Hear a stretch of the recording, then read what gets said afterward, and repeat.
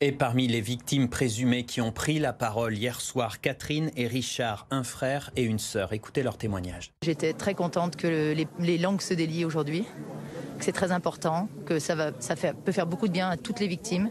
Et moi, personnellement, je veux que son nom soit sali. Personnellement, ça me fait du bien. Ça me fait du bien de pouvoir dire ce qu'il a pu faire. J'attends qu'on démonte les œuvres, c'est sûr. J'attends que tout éclate au grand jour. J'attends que plein de victimes puissent parler. J'aimerais vraiment qu'on puisse se rendre compte de l'ampleur du nombre de victimes qu'il a faites.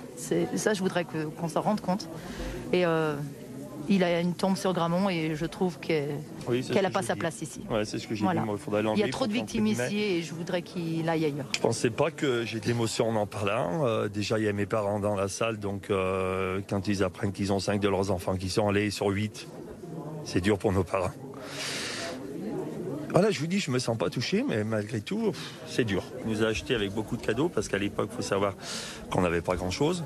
On allait chez lui, chez nous, on avait à peine la télé, donc lui, il avait plein de cassettes vidéo, il nous montrait des films, et a priori, même pour certaines victimes, des films pornographiques.